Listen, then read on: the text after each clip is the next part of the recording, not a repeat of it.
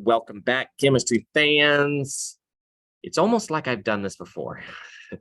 I screwed up the first time, take two. So what I need from you today is to practice, practice, practice. We have a quiz next class, and you must know your mole map. So let's first off show you that stinking mole map so that you are aware of what you're up against.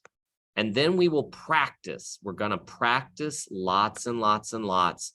And I'm not going to give you the answers. You're going to actually have to develop the answers. So as you are looking, here's your mole map. You must have a solid copy of this and be able to utilize it during the quiz. If you don't have good solid notes on this, if you haven't practiced this, you're not going to do well. Please start off on the right foot. You already had some struggles with the first quarter, and we were doing easy content. We're starting to get developed hard stuff, difficult stuff. We need you to measure up to what you signed up for. You wanted a challenge. Here's your challenge. Let's learn this stuff. I'm breaking it down and making it nice and easy for you. So look at these and notice that when you start with moles, you move out to grams. That is a multiplication process. So if I start with moles and I go to grams, that's multiplication. A way that you could remember that is that Mr. Garrison, he's mean. Mr. Garrison is mean. And then you could tell that to everyone, and everyone knows it. They say, who's the meanest teacher here at the school? And the answer is universally me, Mr. Garrison. Now, that's going out. Mr. Garrison's mean, moles to grams, you multiply. If I'm going in the other way, it's grams to moles, and you will divide. Well, guess what? Garrison must die. And some of you are saying, amen, brother. And that's just because you're frustrated with the fact that I'm making you work and learn, and you don't like that uncomfortable feeling. But the rest of you recognize that I've got your best interests at heart, and all I want for you is to challenge yourself and be successful. So if you feel these things, great, because that means you're actually learning something, and I tricked you into it. Ha ha ha ha. So mole map, here you go. Mr. Garrison's mean, MGM. Moles to grams, you multiply. If you're going grams to moles, you divide. That's Garrison must die. And if I get that in your head, great. If you can stick that somewhere and use it, I'm proud. Let's jump back into what now we need for the actual worksheets. So we're going to start with these worksheets, but we're going to do this in such a way that you practice it. I'm not going to give you the answer. So I'm going to set them up for you and show you how to work some of these. So you're going to do the odds, and I'm going to do a hard one, difficult one to start. So I've got, if you notice, distribution of that 2 on number 3. It's going that there are 2 N's, there are 8 H's, there's only 1 sulfur, but there are 4 of the oxygens. So what I would do is I would go on the periodic table and I would get the weights of the nitrogens, and I would add that to the weight of the hydrogens. And I would add that to the weight of the 1 sulfur. And I would add that to the weight of the 4 oxygens. And whenever you get your answer, you know your molar mass. I didn't say only do number 3. I want you to do all the odds today. I want you to practice, practice, practice. Once you get done with it, then you can relax. But until then, you need the practice. So now, I'm going to jump in here to worksheet number 50. Notice I've got highlighted, this is the mole map. This is on the right-hand side, the only 2 parts of it that we're going to use. We're going to go moles to grams and grams to moles, MGM, GMD. So I'm going to do again number 3.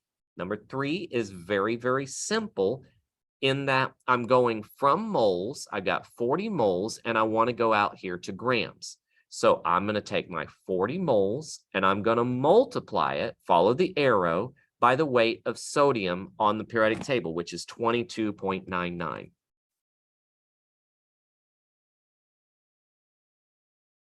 Multiply that out and you get your answer in grams. Well, what if I want to go in reverse?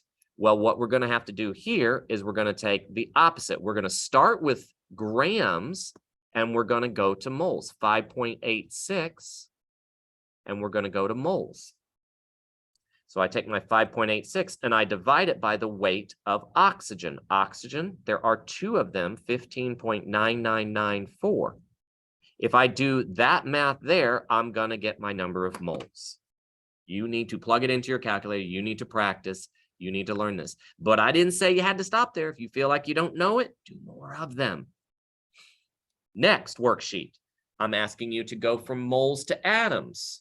And notice that we're not dealing with the grams on the right side this time. It's completely separate. So moles to atoms, you're going to multiply. What are you multiplying by? You're going to multiply by Avogadro's number. So on this number 3, I got 40 multiplied by Avogadro's number gives me the number of atoms.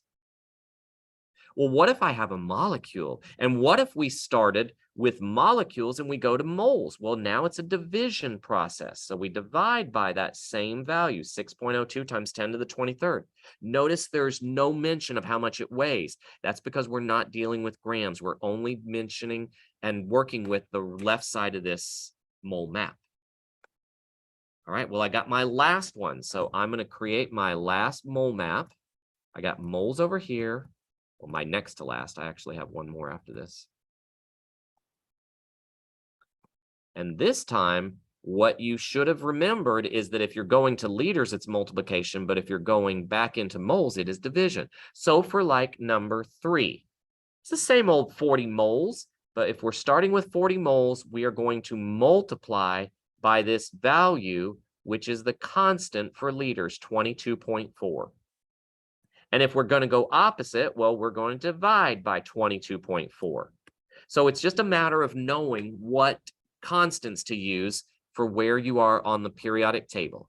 You cannot tell me that you don't have a starting point. If you have the mole map, you put your finger on what the unit is that they give you and move it to the other one, follow the arrows, and it tells you the operation. It tells you what to multiply or divide by. Trust the mole map. It will guide you through all of these. Here's where it gets difficult.